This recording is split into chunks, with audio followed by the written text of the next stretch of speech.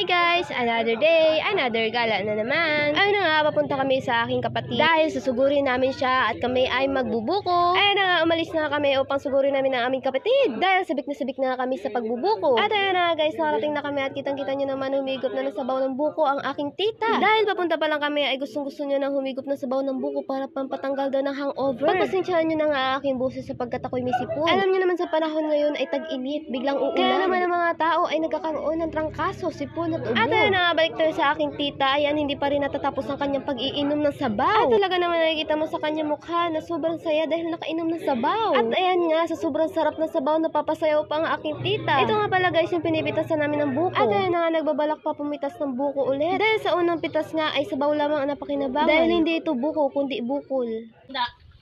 Wala nga ito naman. Oh, stress! Ah! Saya talaga papunta.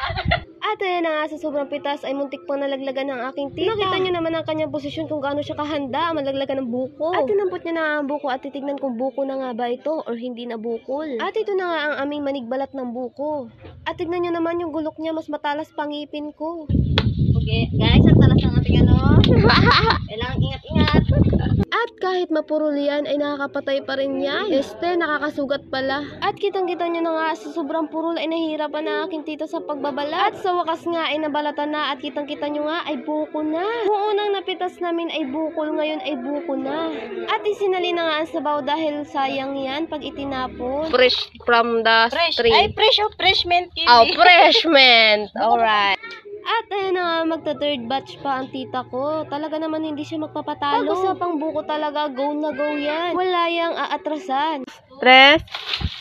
Wata! At ayan nga, may pasayaw-sayaw na naman siya. Sa sobrang saya sa pagpipitas, ayan, napasayaw. Kung kanina nga napasayaw, ngayon naman napakingking. Okay! Aray, napapakingking! At ayan na nga, hahakutin na ng aking tita ang kanyang mga napitas na buko. Dahil siya nagpitas kaya siya rin ang hahakot. Ayan na nga, may pasayaw-sayaw pa sa paghahakot. At talaga naman kitang-kita mo sa mga galaw ni tita kung gaano siya kasaya sa paghahakot. At kahit pagod na sa paghahakot ay masaya pa rin. At ayan nga, naputol pa ang hawakan ng buko sa sobrang pagmamadali. Ayan nga, naka-anim na buko kami dahil yung isa ay bukol. At talaga naman kung hindi susuko ang manigpitas, hindi rin susuko ang manigbalat. Bunutan bago makuha ang laman. Ano yan? Buko! Buko with hair. At dahil sobrang purol nga ng pambalat, ayan, kala mo sinabunutan na buhok yung buko. At ito nga pala guys, yung pinipitasan namin ng buko. Dayo lang nga kami at nakihingi pa ng buko. At ayan na nga, bibiakin na yung buko. Success.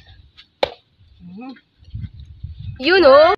At ito na nga ang laman ng buko, talagang tignan mo ay napakalinamnam. At ayan na nga aking isasali na ang laman ng buko sa lalagyan. Dahil gusto nga ni tita magbaon ng buko sa kanilang bahay. At talaga naman bagay ang buko ngayong tag-init. Mas masarap pa yan kung lalagyan ng gatas at ice.